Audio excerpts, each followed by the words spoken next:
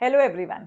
आज हम बात करेंगे कि डाइट में हमें प्रेगनेंसी में क्या खा सकते हैं और मेनली इंपॉर्टेंट पाइनएप्पल खा सकते हैं या नहीं खा सकते हैं। मेरे पास प्रेगनेंसी कंसीव करने के बाद बहुत सी लेडीज आती हैं और ये बहुत कॉमन डाउट उनको होता है कि प्रेगनेंसी में क्या खा सकते हैं।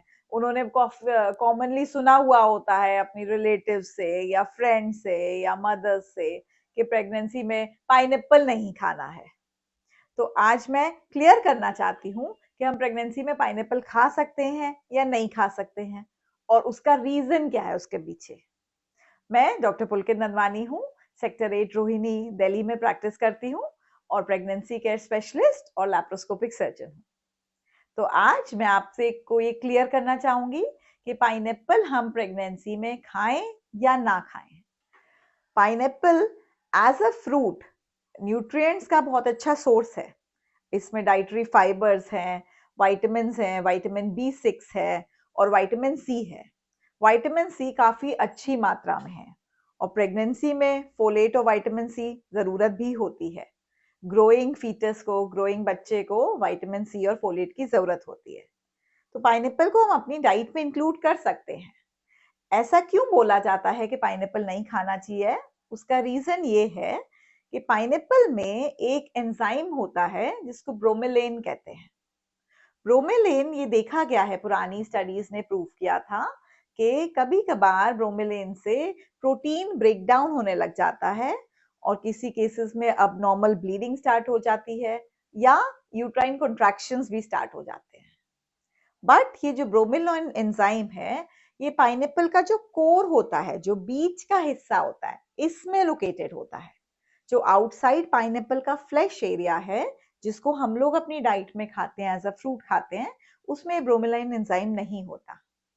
तो इसलिए अगर नॉर्मल अपनी डाइट में एक छोटा बाउल ऑफ पाइनएप्पल कभी आप ले लेते हैं तो ये आपको दिक्कत नहीं देगा प्रेगनेंसी में, बल्कि विटामिन सी का सोर्स भी बन जाएगा।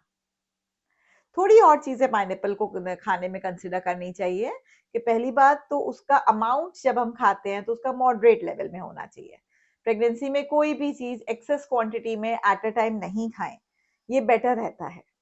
और अगर आपने पाइनएप्पल पहले नहीं खाया है तो उसको प्रेगनेंसी में नए सिरे से स्टार्ट नहीं करें, क्योंकि पाइनएप्पल से कुछ लोगों को एलर्जीज भी होती है और एलर्जिक रिएक्शन हो जाते हैं। माउथ के आसपास स्वेलिंग हो सकती है, रेडनेस, इन्फ्लेमेशन आ सकती है, रनी नोज हो सकता है। ये एलर्जिक रिएक्शंस देखे गए हैं पाइनएप्पल से। पाइनएप्पल में एसिड भी होता है तो कुछ लोगों को उससे हार्ट बर्न और रिफ्लक्स की दिक्कत बढ़ जाती है। प्रेगनेंसी में अगर आपको पहले से ही थोड़ी एसिडिटी की प्रॉब्लम हो रही है तो शायद आपको पाइनएप्पल सूट नहीं करेगा। तो ये रीजन है जिसकी वजह से पाइनएप्पल को बोला गया था कि अवॉइड प्रेगनेंसी में कर लेना चाहिए।